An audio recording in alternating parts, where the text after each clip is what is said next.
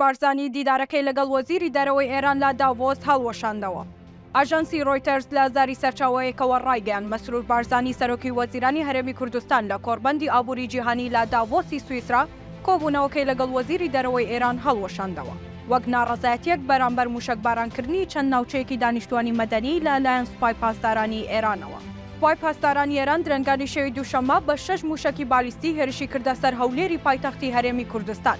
یانووی هێرشەکەی سوپای پاسدارانیش ئەوە بوو کە چەند بنکەیەکی دەستگای مۆسادی ئیسرائیلیان لە هەولێر کردوتە ئامانج، بەڵام ئەو شوێنەی کرایە ئامانج ماڵی سەرمایەدارێکی کوردی شاری هەولێر بوو، خۆی و کچە ساواکەی و چەند کەسێکی دیکەی مەدەنی لە ئەنجامی هێرشەکەدا شەهید بوون. هێرشە موشکیەکەی ئێران ناکۆکیەکی قوڵی دیپلۆماسی و ئەمنی لەگەڵ حکوومەتی عێراق دروست کردووە.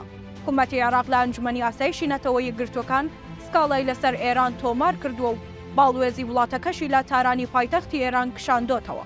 مەسرور بارزانی لە چوارچێوەی دیدارەکانی لە کۆڕبەندی ئابووری جیهانی داڤۆسدا چەندین دیدار و کۆبوونەوەی لەگەڵ بەرپرسانی جیهانیدا کرد. لەم چوارچێوەیەشدا بەرەبەیانی ئەمڕۆ چوارشەممە لەگەڵ ئەنتۆنی بلینکەن وەزیری دەرەوەی ئەمریکا کۆبوونەوە و باسی دەستدرێژیەکانی کۆماری ئیسلامی ئێران کرا بۆ سەر پایتەختی هەرێمی کوردستان.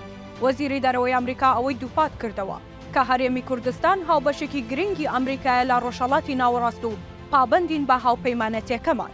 ئێران لە دوای ساڵی 2023ەوە هەژمونی تەواوی بەسەر دەوڵەت و دامودەستگاکانی عێراقدا هەیە و لە چوارچێوەی زنجیرەی بەرەی بەرگریدا چەندین هێز و گروپی لە ناوچەکەدا پڕچەک کردووە لە بەرژەوەندی خۆیان بەکاریان دەهێنێت.